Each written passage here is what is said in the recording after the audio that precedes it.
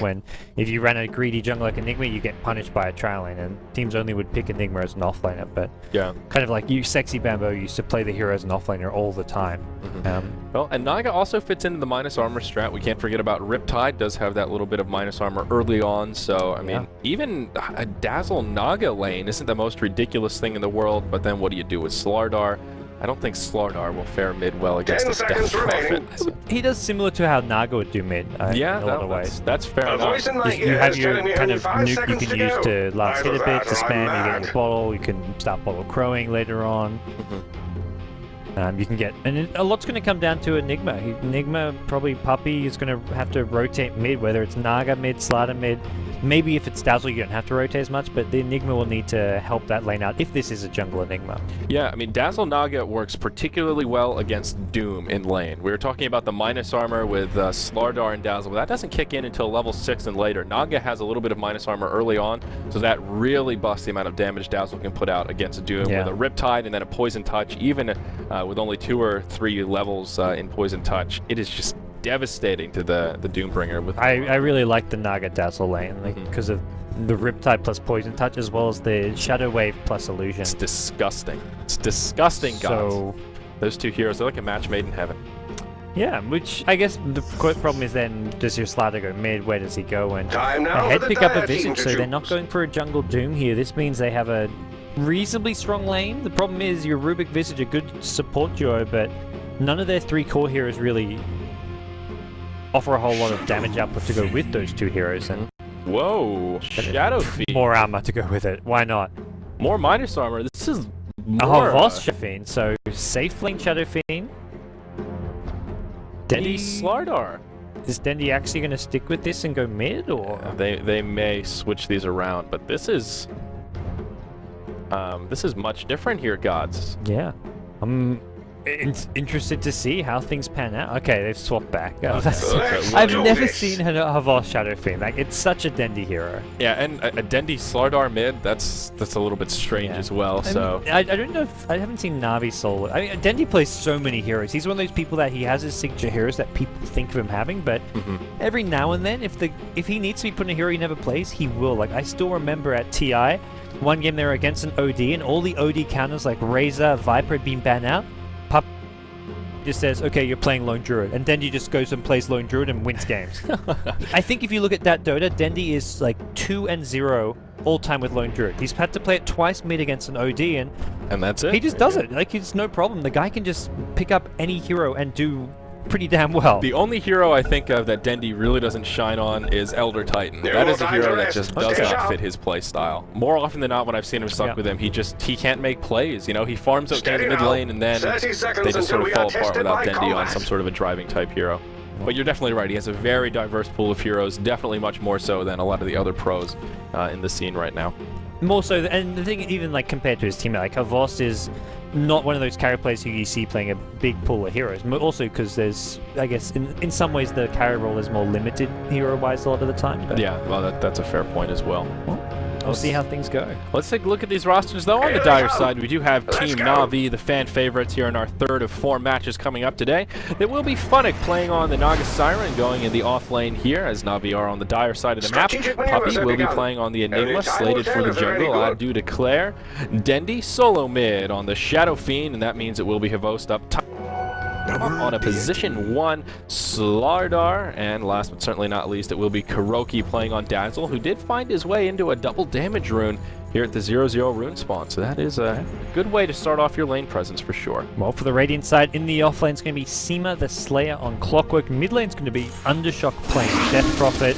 You've got Judo actually is going to be jungling the Doom, which gives you a Rubik Visage dual lane. They're going very aggressive here on Funnick early on. Obi-Wan Banan on the Rubik, and then we've got Blue Zeke playing the Visage.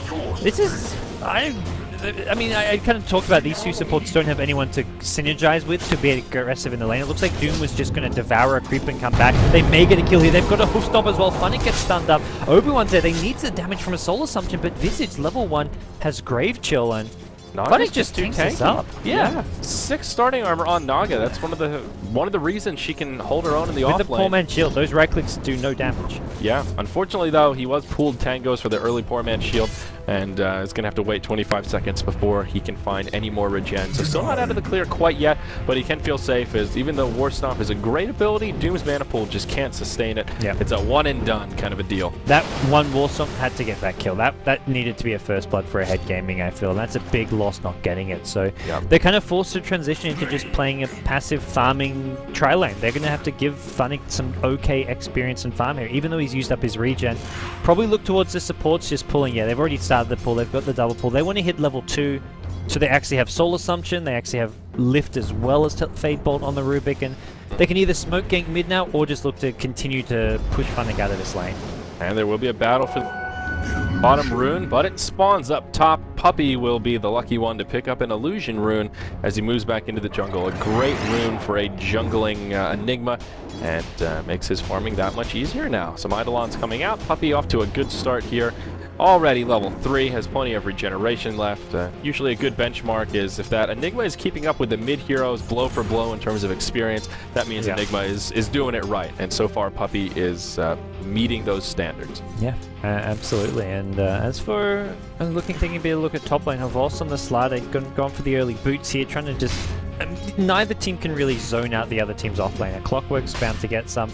Naga Siren should probably be getting less because it's a full-on tri-lane, but with Doom coming in, using all the mana for Hoof Stomp and having... He can't save his mana because he wants to spam Devour. Like, he's not going to have a Hoof Stomp in this lane unless he goes for an Arcane Boots or something, because he wants to just keep on using Devour whenever it's up, and that's all his mana. Yep, that's one of the problems with Doom early on, although he does have a huge hit point pool to make up for it. That mana pool and mana regen is, I think, lackluster to say the least. In the mid lane, though, Dendi in some trouble as Rubik does rotate in. They'll have enough for the kill. That one last Crypt Swarm will finish him off. First blood comes out for the Death Prophet, and Ahead will be the first ones to get on the board. Meanwhile, down bottom, Visage doing the wraparound on Funnick. So there won't be enough damage coming out, so...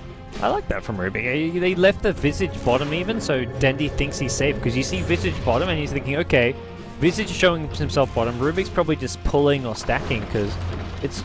If Rubik goes ganking with that smoke, which Na'Vi saw he had a smoke, generally it's 2 heroes smoking together, but he just goes by himself, gets the kill with the smoke on Dendi, so something unpredictable, and that's what you got to do against Na'Vi. You can't just do predictable 2-hero smoke ganks. Down bottom. Now Funnick maybe in some trouble. He's totally out of mana, has no regeneration left. Telekinesis back. Does have some illusions out, but he's got nowhere to go. The Scorched Earth making this an impossibility for a getaway. Visage will finish him off, and that will be 2-0 here at the 4-minute mark. Ahead off to the races, giving Na'Vi a run for their money to get things started, though Na'Vi still with a very minor golden experience lead. Yeah, I think Funnick could have lived there if he bought a TP. He bought boots, didn't have money for a TP. If he just straight up bought a TP and TP'd out, I don't think they could have killed him, but the boots are pretty useful, but... Yeah. At least he spent his gold before he died, though. So yeah. Could have been a lot worse for the Naga Siren, that's for sure. And as always, whenever there's a dedicated jungler, your lanes are a little bit more efficient as long as you don't get totally obliterated. So that's why Na'Vi is able to hold on to their very small but still notable gold and experience edge. Actually about 1,000 experience in their advantage. So maybe selling it short a little bit here. Up top, Seema and Havos trading blows. Battery Assault for a Slitherine Crush, but no one will fall. Well, Puppy's hit level 6 now, with a smoke on himself, probably looking to rotate, use his black hole to get himself a kill. Even using a black hole to get a solo kill when you first hit 6 as an Enigma is pretty useful, because you're not going to have these big team fights happening in the first 10 minutes of the game, so you just want to get a kill for your team and you can sort of transition into a push after getting that kill. But for now, Puppy just continuing to farm away in the jungle. Doom's actually already completed a Midas 5 minutes in, so... Teams ahead just happy to play the farm again. Yeah, and I think it's a smart choice from Doom here. He's had a lot of room to farm. He is #1 on the net worth chart already, given that they picked up that kill, and he's been in basically free farm heaven. So I think Midas makes a lot of sense here. Doom is a hero that in this kind of a role really needs to pick up a lot of momentum and kind of snowball out of control. The edge for Doom in this kind of position 1 that he's playing right now is being able to use that Devour in tandem with a Hand of Midas, get an item ahead, and that's how he's going to hard carry. So I really do like the choice. I also just want to make mention that Kuroki is, well, he was holding on to that 3rd skill point just in case he needed the Grave before level 4. always a smart Dazzle play to save that extra skill point before you've leveled up Grave, just in case you need it for an unexpected gank. Okay. Well, Dendy finds himself an inventory coming back in towards the middle lane, and he needs to be careful because Rubik went for another smoke, didn't actually get any kills with it, but he is still nearby, and they want to just keep the pressure up on Dendy, slow down this farm, get kills on the Shadow Fiend, and that's going to cause Na'Vi problems if Dendy can't get off and running with some good farm. And Death Prophet has been doing really well in the mid lane as well, 28-6 compared to the 38-8 Shadow Fiend. I think about what we would expect. Actually, we'll pick up quite a few CS there, and that'll take him up to 32. But with that first blood as well, Death Prophet already with phase boots up, really in pretty good shape. Some of Dendy's were also neutrals that he went and got. He's killing like skeletons now, so his is actually somewhat inflated. Looking at the net worth, Death Prophet's a good 300 net worth ahead. Dendy did die, but that's like not that much gold he lost. Like probably they're probably about even as far as actual farm goes. Yeah, it's more the bonus gold that Death Prophet got because she actually did get the bonus first blood gold to that last hit. Right. So that's actually really key. Clockwork now has hit level 6, so Seema may start moving around. You see him actually already rotating towards mid. We'll throw a rocket looking for Dendy. A perfect time for Clockwork to start moving around. Checking Roche just in case Na'Vi are up to something super sneaky, as a number of their heroes are missing off the map. Yeah. But yeah, good time for Clockwork to start moving around. Like I said, I compared Death Prophet to having Shadow Fiend syndrome, and of course Shadow Fiend himself, he suffers from the same syndrome. And if he gets caught by Clockwork, Dendy will be hard-pressed to survive. Yeah. Well, have to see where Na'Vi look to go with this. Puppet's got himself a decent amount of farm now in the jungle. He's been left untouched up to 1100. He probably looking at a Mechrage. The one thing you can do is get a Medallion first. It can help maybe for an early Roshan and just give you a bit of extra burst damage. But I imagine it's going to be a mech somewhere in there, whether he gets a Medallion first or not. And there's that hook shot onto Dendy, connects inside the cogs, and exactly what we would expect. If Dendy gets caught, there's just no way a Shadow Fiend can survive that kind of an assault. DP even using the Exorcism here and will do a bit of damage to this tier 1 hit. Yeah, I don't think she will get this here, but any damage you can do, and just maybe the next Exorcism you're looking at getting that tier 1 tower. And bottom lane, ahead of 3 heroes here, they want to pressure this lane as well. Funnick has got himself up to level 7 actually, so he's actually done a good job down here. Max mirror images, so going for a different build to what you'd normally see, where you just go for the Riptide even as an offlaner. So just making these illusions just that much tankier. Yeah, I like the idea of a value point against Snare. I guess at level 1, 2 seconds isn't that detrimental, but even just having the ability to interrupt ports, channels, all that stuff, I'm a fan of that value point, but I guess in this scenario, he feels mirror image makes no sense. Well, Na'Vi going for a counter push of their own here at the top lane. They're actually having a much better job at this than what they're doing at bottom. Clockwork's here, but he's been amped up, so any kind of opening he looks for, Na'Vi will spot as well. Top tier 1 taking heavy damage. Glyph comes out, but they will secure this kill as supports do come inbound. Rubik getting zoned out by the Eidolons, and we see Clockwork. Well, he's not going to be able to do a hell of a lot either. Although Clockwork has some levels, his farm is very lackluster here. Oh, down bottom? Okay, never mind. Funnick poured it in, and I thought they may hop on him. As Doom is level 7, so obviously the ultimate is online. He does have the critical strike and pack leader's aura already. Yeah. So potential for him to pick up a kill pretty easily. SLTV picked up Merlini's favorite item. Got the old Vanguard going. Vanguard on SLTV is another one. There's 3 really core heroes. SLTV, Bristleback, and Axe, I would say, are kind of the 3 where I think Vanguard is, you could almost label a core item. Even if you're a Vanguard hater, and it just has to do with the timings. The most got Vanguard complete with power treads before 10 minutes. That's huge. He is so tanky right now relative to everyone else. So yeah, he can just take whatever fight. Well, Clockwork with max battery assault, if he isolates SLTV, can still cause him some problems with one other hero. But yeah, definitely. It's, I mean, have the burst damage to still kill off a Vanguard SLTV. If he gets too aggressive, which Havos sometimes does. You've got your Visage, Soul Assumptions, you've got Familiars coming into play now, so not the worst lineup to have against a tanky hero like SLTV. Problem is Na'Vi can take Roshan whenever they want. They're already rotating SLTV out. They've got smoke, and they're pinging Roshan, so I think they might be going for Roshan. They could look for a kill first, but Roshan is just going to be so easy for this line to take. Yeah, Puppy has about 2,300 gold in the bank. He still hasn't committed to a mech or a medallion either way, but with SLTV, you really don't even need either of them. You have that luxury of amplified damage, just doing some work. I imagine at this point it's a mech. If he was going medallion, he would have already bought it, would want it for this row, so I imagine we see him pick up a complete mech. He's just 50 gold short of it. This Blink Dagger Enigma is not really something that you see happen all that often, going for that straight Blink Dagger. Yeah, definitely. More of a, I think it does get a pop stop build, not really viable and competitive. It will be scattered out by a rocket flare. Roche very low. Navi are committed. We see Puppy positioning himself and trying to grab the black hole. Roche will fall, and the Aegis will get picked up by Shadow. Yeah, Shadow Fiend invisible actually intercepts the hook shot. Oh wow, that was a huge play. Very unfortunate for SEMA. Does break them up a little bit. And Puppy just looking for the opening. He may have had him there as a head. We're all grouped up, but doesn't risk it. And that is a money invisibility rune right there. That's huge here, just interrupting that initiation. He's going in, he's got the Aegis, he just 3 shots the Visage there.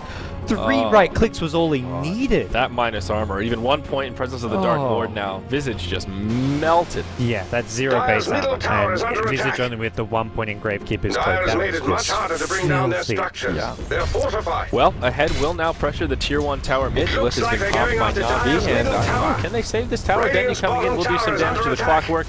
Perhaps just looking for a deny. Not much else he can do here. Will maybe zone out the Death Prophet. She's going to stand her ground maybe a bit longer than she should, but they do secure the last hit on the tower. Judo does not have a Doom available, and he'll take a lot of damage here as well. Clockwork in the front lines, battery assault on, no hookshot available, and completely out of mana. That was really well played by Head. They got the tower, they didn't get killed by Havost, who TP'd in. They chain stunned the telekinesis onto Dendy, so it stunned both Havost and Dendy, and they also timed the last hit, so nice little victory for them at the mid lane. They do lose their tier 1 bottom tower, but that's as good a trade as they're going to get considering what Navi's farm and items look like right now, not to mention Dendy. He's got the Aegis. Yep. They've made a beeline for Radiant's bottom Puppy's still tower. holding gold, 3.2k gold. Yeah, interesting. I'm still very curious what he's going to grab. That Rubik gets 2-shotted by an amp damage plus Shadow Fiend right click. Oh god. That's really scary. I mean, he just has no items to his name, but around the backside, Puppy and Kuroki in the Radiant jungle. Puppy does take a hookshot to the face. Shallow Brave comes out. That will keep him alive for both. Hopefully, he'll be the one to take the Doom ultimate. Down, Cena will try and trap in the Dazzle. He throws a Shadow Wave. That heals him up. Puppy can come back with a Black Hole. That saves Kuroki. Now on the backside, Dendy just destroying team ahead. Clockwork and Visage will fall to his wrath. He'll proc the Aegis as he comes back up. Telekinesis, there is support nearby. Dendy not out of the clear yet. Will actually go down. Visage grabs the kill. Now Puppy taking some damage. The Exorcism from this Death Prophet just doing a lot of work in this fight. Still a good exchange for Navi, but they did lose their Shadow Fiend, which hurts quite a bit. Yeah, Puppy just let out a spiteful Black Hole there on the Clockwork. Clockwork hookshotted him and he just turned around and said, I'm just going to solo Black Hole you. And it was to help save Kurokai, which makes it probably worth it because he gets a few extra heals off. Make sure he could potentially have a grave to save Dendy. Unfortunately, Dendy was already dead, but it's still, yeah, Navi, they had the numbers advantage. They had the Aegis on their side. Winning a fight there was just going to be an impossible ask to begin with. Yeah. So Funnick is going for the mech here. He's the one with the buckler. Puppy could even just go like straight Necro 3 if he wants to. Straight BKB. Straight BKB, yeah, that's sort of what I was thinking. There's a lot to go through the BKB with both Doom as well as Hookshot. Yeah.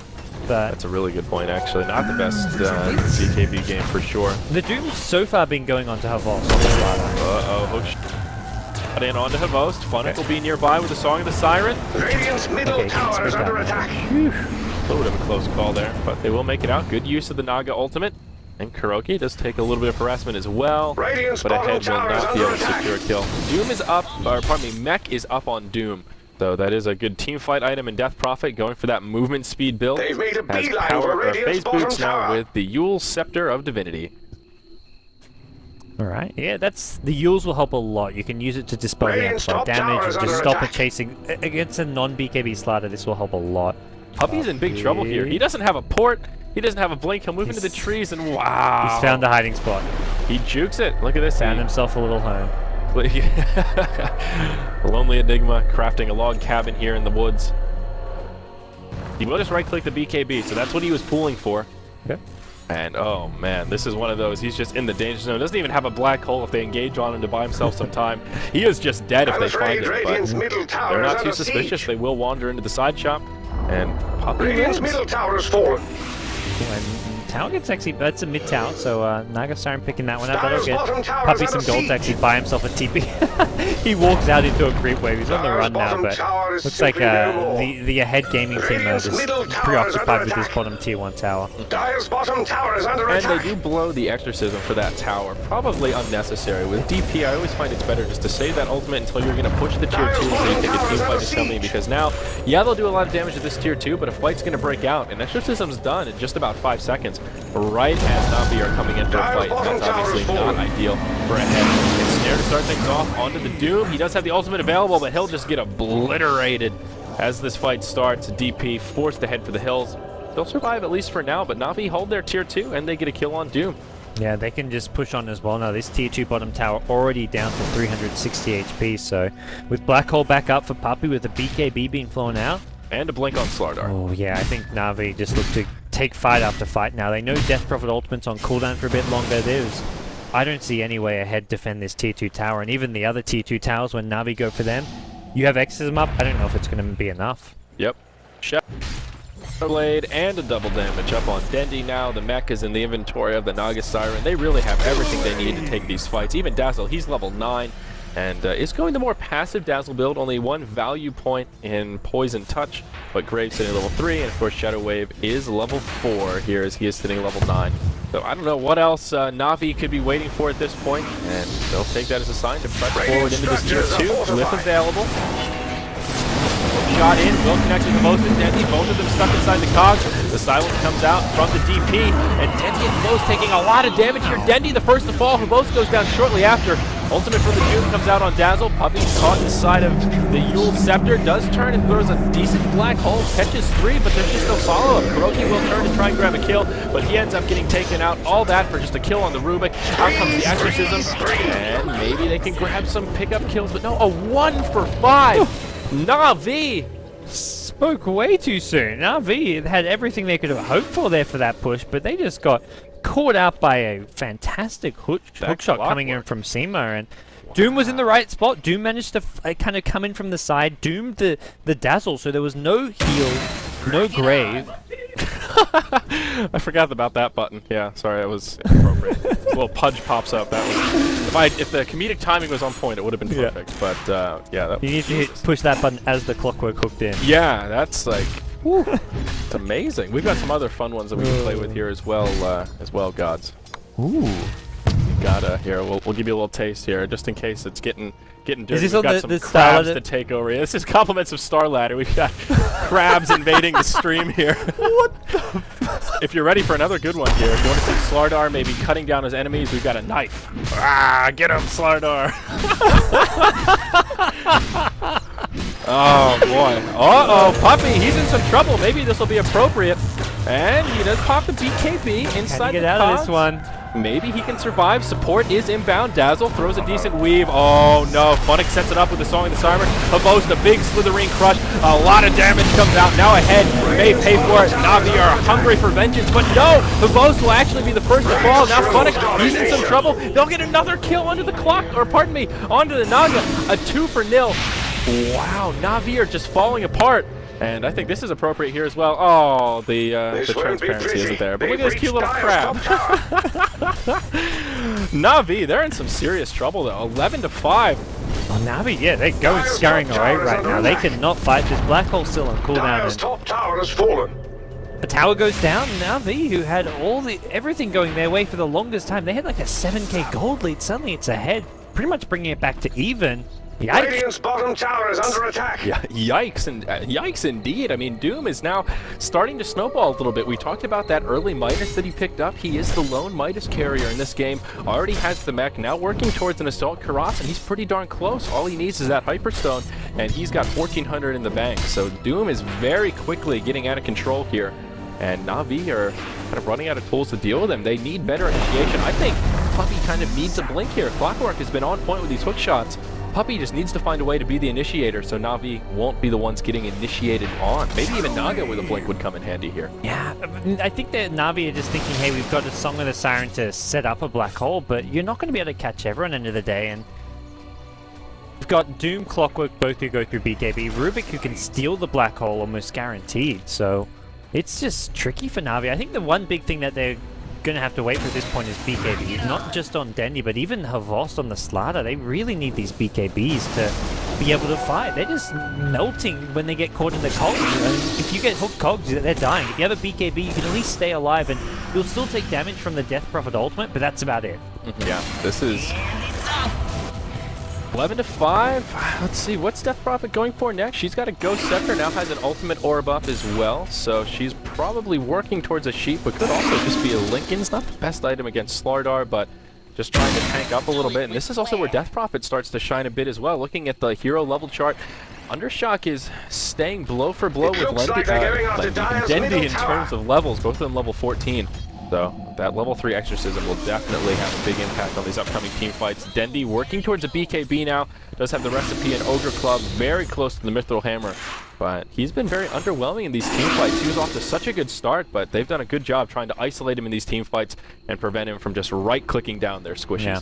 And the thing is, Na'Vi, like, they're ahead on the gold graph, but it's ahead with their 2 carry heroes who are leading in net worth, the Death Prophet and Doom. So ahead their supports are struggling as well as their offlane Clockwork, but Clockwork not too found effective. Oh, and speaking of Clockwork, he'll hook shot in onto the Naga. Silence comes out so she can't get the ultimate off. Doom even blows his ultimate on top of Funnick. He will get a shallow grave, but I think he's going to go down shortly after. Kuroki tries to time the heal, but it's just not enough. Tier 2 in the mid falls, and Navi's Tier 3 now starting to take some pressure. They've got a glyph available. They should be able to make a hold. Enigma does have an ultimate up, but a little bit low on mana. There's the glyph. Maybe they can catch the Doom as he tries to retreat. In comes Havost, connects with the Slithering Crush. Song of the Siren for the setup. It won't catch anyone besides the Doom. And he's just going to run into the base, recognizing he's dead, just trying to create space for his good buddies to escape, and his plan will work. Na'Vi was just trying to chase further ahead, try to pick off more than just the Doom. They wanted to see if they can find anyone else, but they just couldn't do it. Roshan is back up, so it looks like they will be able to follow up a single kill with a Roshan here, but they had Roshan and Aegis last time, and it just didn't seem to make much difference for him. Yeah, I mean, it helped a little bit. That fight was at least a break even when they had the Aegis. Dendy picked up 2 kills before the Aegis got procced, and then they were able to grab 1 more. So it helped, but you're right, it wasn't the end-all be-all of being able to take these team fights. Maybe if this was third Roche and the cheese, that could be a big difference. But at the 23-minute mark, second Roche going down, there will be a cheese Roche reasonably early in this game. Dendy also has his BKB out now as well, which should make a big difference, but one of these games where BKB is just not quite as valuable. Death Prophet Ultimate is physical, as most of us are aware, so BKB won't save you on that front. And then you talked about Doom and Hookshot, 2 abilities that, well, they do the dirty, even on top of a BKB. And Assault Crest picked up by the Doom means that physical damage is going to be doing more and more, so those BKBs not going to matter as much. And Ahead Gaming have suddenly got some pretty big item pickups with an AC there, Clockwork with a 4-staff, which helps quite a lot against this kind of a Na'Vi draft. Like, you get caught by a Malefice or get caught in melee range by a SLTV, having a 4-staff to just maneuver yourself makes a big difference.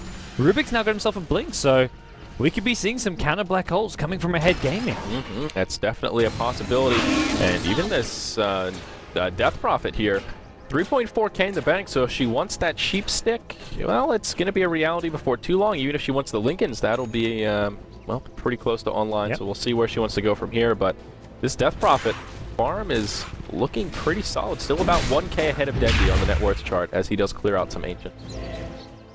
Yeah, and I mean, both Doom and Death Prophet looking fantastic right now, and you've got all this like farm Na'Vi have invested. Like, you've got Enigma way up of 9k net worth, but Puppey's impact in these teamfights has just been minimal. He's 1-1-1, and that's with a BKB Enigma who you'd expect to get some big holes off. Not to mention having just a BKB, but teamed up with a Naga Siren, the song to set things up. So that's the Scythe of Bice now out on Crobulus, so going for a more control-based build, and I think that makes some sense here for Ahead. Try and isolate maybe the Shadow Fiend, or even just a tool to try and lock down that Naga to stop her from ulting without having to burn the Doom ultimate. Yeah, in the mid, Havost will blink forward, catches the Rubik. He'll be the first to fall. Now Clockwork taking some pressure. And you see Kuroki throwing that level 1 poison touch, buys them a little bit of time, but the setup just isn't there.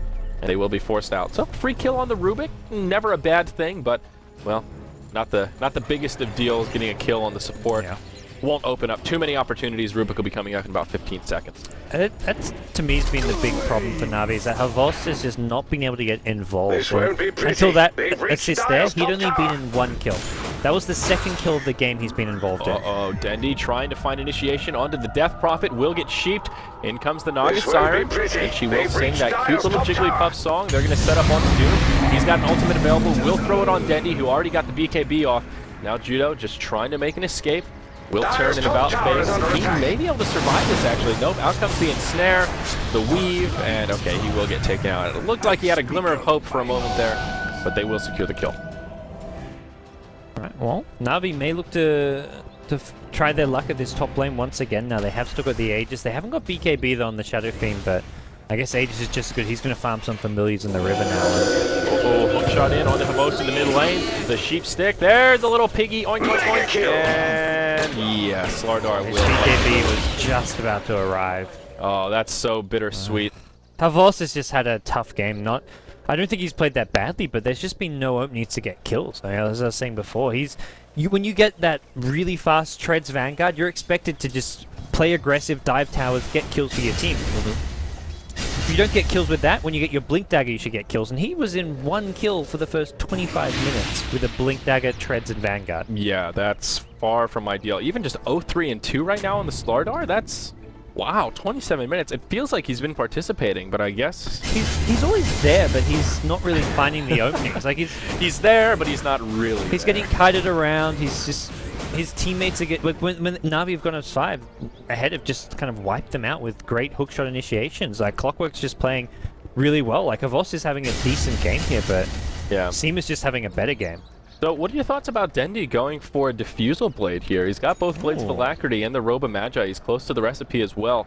A very interesting choice. Not one we see on Shadow Fiend too often. Deals with the Ghost Scepter on the Death Prophet is one of the reasons, I'm guessing, but Let's see. Yeah. I mean, this was like a mass Ghost Scepter team, and they do have one on Clockwork as well, so that is 2. Yep. I guess it does make some sense, but still, it helps a bit against the Doom as well. Like once you have the damage to kill a Doom off, normally he's hard to kill because of his movement speed. You get Phase Boots plus Scorched Earth movement speed, so You can having the purge it. Diffusal to slow him down can help get those kills. But Yeah, that's another good point. Still just an odd choice on Shadow Fiend. yeah, Na'Vi are entirely about physical damage. You've got all the minus armor, you want physical damage, and that's where you don't want them being able to pop these Ghost Scepters to escape. That's where I guess the Diffusal Blade comes into play. And I suppose it stands to reason that more Ghost Scepters will be coming onto the field as this game continues, so one of those kind of preemptive pickups as more of the physical immunity becomes a reality here.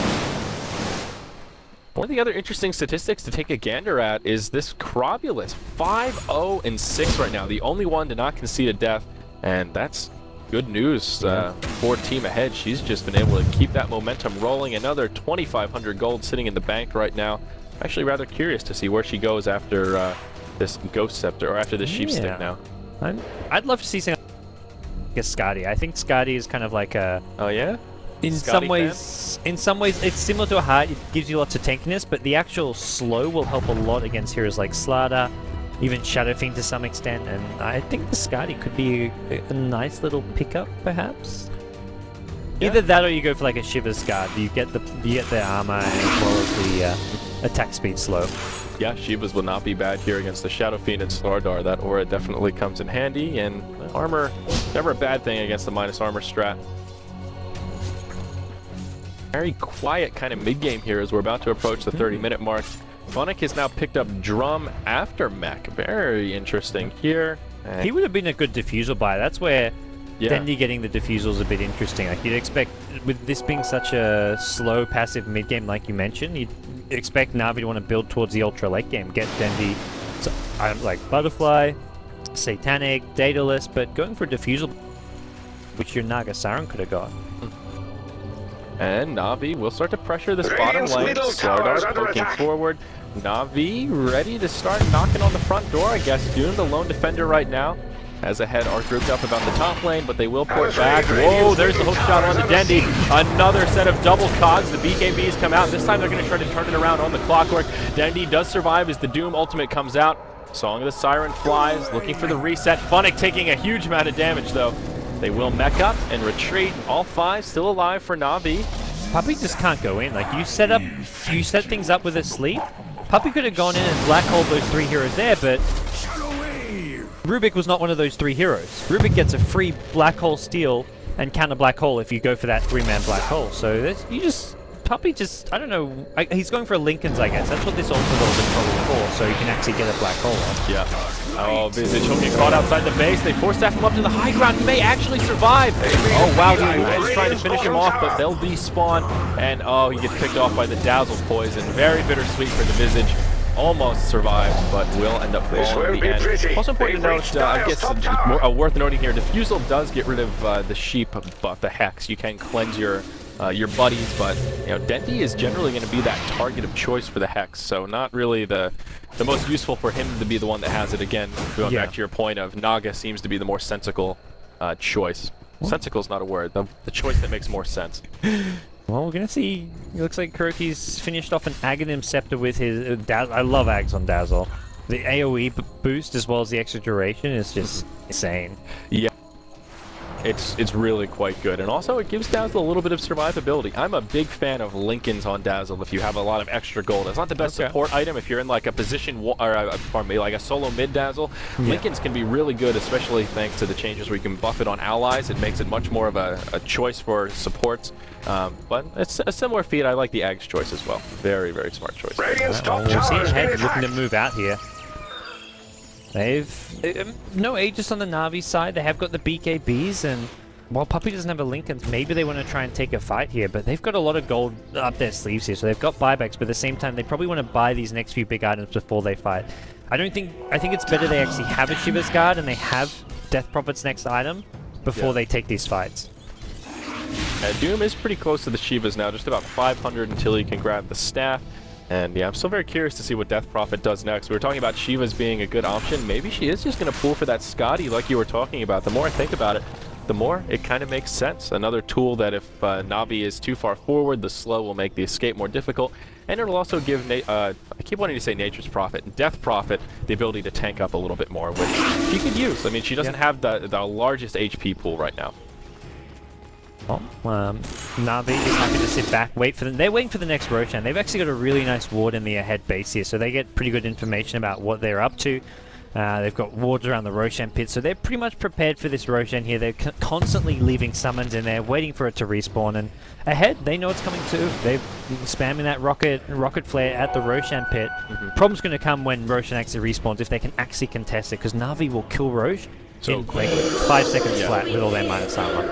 It's a little bit insane. Knowing that Roshan isn't up though, ahead will use the exorcism to pressure the top tier 2 tower. They force out the glyph from Na'Vi. Now the backside, Funnick is invisible. Oh, it's up already. Yeah, this is, I don't think they can deal with this sleep black hole now. They'll have to use, well, hookshot can still be used. Funnick looking for a setup. He does have the ultimate available. There it is, Song of the Siren. He's taking a lot of damage from the exorcism though. Funnick almost in, well, definitely in some trouble, and that comes out straight away. There's the black hole, does connect with Doom, Clockwork, and Death Prophet. This is the fight that Na'Vi have been waiting for. They secure the kill on Doom. Down goes the Clockwork. Undershock stays alive, compliments of his Yules, but for how long is the question. He'll burn the sheep stick, but he falls. That mega kill gold goes out the way of Dendy. He gets a kill on Visage as well. Now Rubik's in trouble. He'll survive. Knock him up. Cut him down. Na'Vi finally finding that team fight to regain some momentum. It was largely the Lincoln's timing bet. He stopped Rubik from stealing Black Hole, but like looking at that fight, if Rubik steals Black Hole, I think Ahead still lose the fight. I don't know if it would have turned the fight around, because they just got completely overwhelmed there. Dendy with a BKB just in the front lines doing a ton of damage, and Havos just finally coming into play there. That's the first fight where I really feel Havos just went to town on Ahead Gaming, and well, we'll see Na'Vi followed up with tier 2 towers as well as not just mid, but possibly top as well. Yeah. So tier 2 tower in the mid will certainly fall. There is a glyph available for the Radiant, so I think they'll probably want to save it in case Na'Vi try and press into the tier 3s. They will clear out the top tier 2 also, so yeah, huge swing of momentum in terms of gold and experience. Na'Vi now about 14,000 experience ahead, somewhere about 7,500 gold. It may jump once again as all that tower gold upgrade or updates, and they will just move straight into the Roche pit.